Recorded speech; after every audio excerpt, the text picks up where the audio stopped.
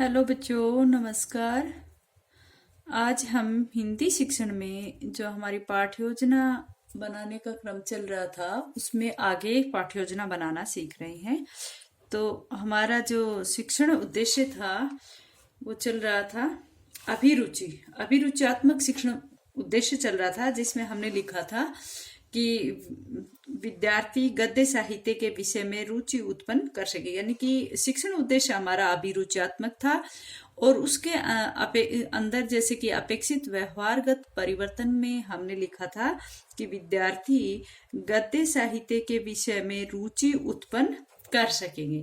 और उसी के अंतर्गत दूसरी जो हमारी लाइन थी वो थी, यानी कि शिक्षण उद्देश्य जो था अभिरुचियात्मक, उसी के अंदर हम दूसरी बात भी लिख रहे हैं यहाँ पर कि बच्चे में कौन सा परिवर्तन यहाँ पर पाया जा रहा है वो दिखे।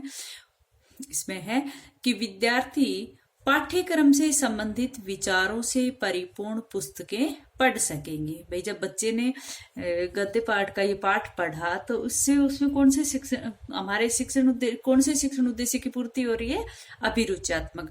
तो अभिरुचियात्मक का मतलब क्या होता है कि एक तो वहां पर अगर बच्चे ने इस पाठ को पढ़ा है तो वो एक प्रकार से गद्य साहित्य के प्रति उसकी रुचि भी उत्पन्न होगी और उससे संबंधित पाठ्यक्रम में से यानी कि विद्यार्थी पाठ्यक्रम से संबंधित जो विचार है उनसे परिपूर्ण अन्य पुस्तकें भी पढ़ेगा। दूसरी जो इस तरह की पुस्तकें मिल गई तो उनको भी वो पढ़ने की कोशिश कर सकेगा। ठीक है, पुस्तकें पढ़ सकेंगे। ठीक है, तो वो अपनी रुचि उसके अंतर्गत दिखाएंगे। ये था अपना अभिरुचियात्मक। अब है अभिवृत्त्यात्मक या अभिवृत्ति।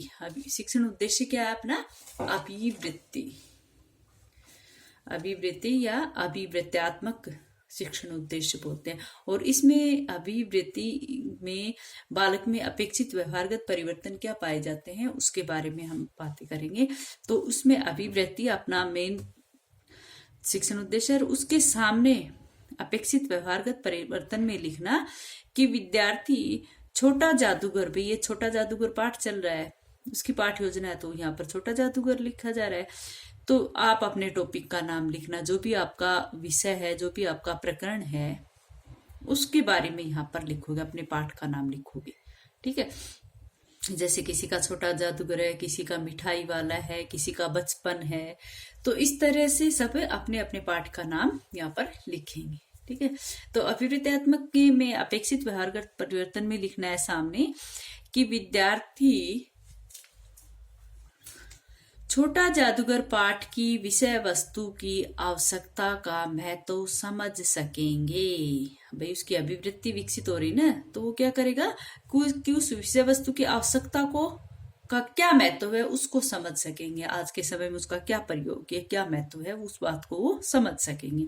नेक्स्ट इसमें व्यवहारगत परिवर्तन में ही कि विद्यार्थी सृजनात्मक लेखन हेतु दलित शब्दावली में वाक्य रचना भाषा शैली का प्रयोग कर सकेंगे। जब बच्चे ने इस पाठ का अध्ययन कर लिया है तो उसकी अभिवृत्ति इस प्रकार से चेंज हो जाती है कि वो विद्यार्थी नया कार्य करने के लिए या फिर कोई भी सृजनात्मक लेखन हेतु दलित शब्दावली में वाक्य रचना भाषा शैली का प्रयोग कर सकेंगे। ठीक है, अब इसके बाद अपने शिक्षण उद्देश्य जो है वो और व्यवहारगत परिवर्तन है वो अपने खत्म हो गए हैं। और इसके बाद आप एक लाइन के बाद यहाँ पर इनको बंद भी कर सकते हो। देखो इसने कर रखा है, तो इस तरह से आप लाइन खींच सकते हो। फिर उसके बाद आ जाता है आपकी विधि और प्रविधि। विधि और प्रविधि, भाई इस पाठ में आपने कौन सी विधि का प्रयोग किया है? अधिकतर अपने प्रश्नोत्तर विधि का प्रयोग होता है, व्याख्यान विधि का प्रयोग होता है। तो अधिकतर क्या, विशेषकर जो आपकी हिंदी मेथड है, हिंदी शिक्षण में व्याख्यान विधि और प्रश्नोत्तर विधि का प्रयोग तो हमेशा ही होता है। बाकी आप उसके अंदर आप किसी भी प्रकार की विधि का प्रयोग करेंगे वो यहाँ पर लिखोगे। तो इस पाठ में इसने कौन कौन सी विधि का किया है? एक तो व्याख्यान विधि का प्रयोग किया है और एक प्रश्नोत्तर विधि का प्रयोग किया। अगर आपने दूसरी किसी विधि का भी प्रयोग किया है तो उसको आप यहाँ पर लिख सकते हो। ठीक है, अब नेक्स्ट एक लाइन छोड़कर आप यहाँ पर लिखोगे ताकि आपकी साफ सुथरी पाठ योजना बन सके। यहाँ पर लिखोगे अब सहायक सामग्री। भाई इस पाठ योजना में इस पाठ को पढ़ाने के लिए आपने कौन कौन सी सहायक सामग्री का प्रयोग किया है उसका वर्णन भी यहाँ पर करोगे। तो यहाँ पर सहायक सामग्री क्या क्या लिख रखी है, जैसे झाड़न है, झाड़न जो डस्टर बोलते हैं इसको। श्वेत वर्तिका, श्वेत वर्तिका क्या होती है, चाक होता है। संकेतिका जो आपका पॉइंटर होता है, संकेतिका। लपेट फलक जो आपका जो ब्लैक वो होता है, ब्लैक वाला जो लपेट फलक आपको देते हैं ब्लैक बोर्ड, वो लपेट फलक। नेक्स्ट है मॉडल, किसी भी मॉडल या चार्ट का प्रयोग भी आप इसके अंतर्गत करोगे। ठीक है, तो वो सारी जो जिस जिस सहायक सामग्री जिस जिस टीचिंग्स एड का आपने प्रयोग किया है पढ़ाने में, उन सब का वर्णन यहाँ पर नेक्स्ट नंबर पर आएगा। पहले विधि, प्रविधि, फिर सहायक सामग्री। इसके बाद क्या आता है, पूर्व ज्ञान। आपने पिछली बार देख लिया था, इसी तरह से पाठ योजना बनती है। तो पूर्व ज्ञान में क्या कहोगे कि जो भी प्रकरण आप पढ़ा रहे हो, जो भी पाठ आप पढ़ा रहे हो, उस पाठ के बारे में बालक सामान्य जानकारी रखते। भाई थोड़ी बहुत जानकारी तो बच्चे उसके बारे में रखते हैं। तो यहाँ पर हम कहेंगे, क्योंकि प्रस्तावना के क्वेश्चन प्रश्नों के माध्यम से हमें पता चल जाएगा कि बच्चे कुछ जानकारी रखते हैं। ठीक है, तो पूर्व ज्ञान हम विद्यार्थियों के बारे में लिखेंगे कि विद्यार्थी छोटा जादूगर पाठ, जो भी आपका पाठ है, बचपन है या मिठाई वाला है, उसका नाम आप यहाँ पर लिखोगे और कहोगे उस पाठ का नाम लेकर कि विद्यार्थी छोटा जादूगर पाठ के बारे में सामान्य जानकारी रखते हैं। ठीक है, ये था पूर्व ज्ञान। फिर आता है आपका प्रस्तावना, प्रस्तावना प्रश्न। आप सभी जानते हो, क्योंकि पिछली बार आपने अच्छे से प्रस्तावना क्वेश्चन बनाने सीख लिए थे। किसी भी पाठ का जो नाम है, जो वो समस्यात्मक क्वेश्चन के रूप में आपका 5वां क्वेश्चन यहाँ पर बनाया जाता है। किसी को में 4 क्वेश्चन भी, चौथा क्वेश्चन भी समस्यात्मक होता है, लेकिन हमने यहाँ पर 5वां क्वेश्चन यहाँ पर समस्यात्मक बनाया है कि उस जो आपका 5वां क्वेश्चन है उसमें पाठ का जो नाम है वो निकल के आएगा। और प्रस्तावना के प्रश्न किस तरह से पूछे जाते हैं, इसकी ये प्रस्तावना गलत है। देखो क्या लिख रखा है इसने, गांव में मेले कहाँ लगते हैं, प्रश्नवाचक चिन्ह आएगा यहाँ पर। जैसे पहले यहाँ पर क्रम संख्या यानी कि क्वेश्चन कौन कौन से हैं वो लिखोगे, यहाँ पर छात्र अध्यापिका क्रिया लिखोगे और इधर छात्र क्रिया लिखोगे। ठीक है, तो इस प्रकार से प्रस्तावना आपने पिछली बार प्रस्तावना किस तरह से बनाई जाती वो सीख लिया था। यहाँ पर लिखा है कि गांव में मेले कहाँ लगते हैं, तो कहा कि खुले मैदानों में।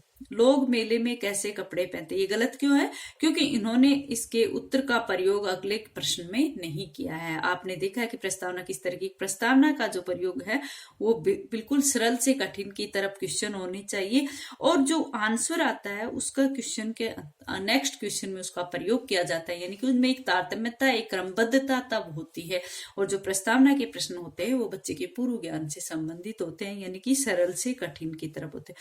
तो इसलिए मैंने यहाँ पर क्वेश्चन मार्क्स लगा रखा है, क्योंकि इसकी प्रस्तावना यहाँ पर गलत है। इसने आंसर का प्रयोग यहाँ पर नहीं किया। जो क्वेश्चनों में जो तारतम्यता और क्रमबद्धता है वो इनके क्वेश्चनों में नहीं है। क्या लिखा है इन्होंने, गांव में मेले कहाँ लगते हैं, खुले मैदान में। लोग मेले में कैसे कपड़े पहनते हैं, रंग बिरंगे। मेलों में किस किस चीज की दुकानें होती, चाट, खिलौने, जादूगर। किसी भी आंसर का इसने क्वेश्चन में नेक्स्ट क्वेश्चन में प्रयोग नहीं किया, इसलिए इसकी पाठ योजना जो है वो प्रस्तावना जो है वो गलत है। आपको पता है प्रस्तावना किस तरह से बनती है। नेक्स्ट देखो, ये 5 क्वेश्चन जो है, 5 प्रश्न जो है वो आपके प्रस्तावना क्वेश्चन से संबंधित होंगे।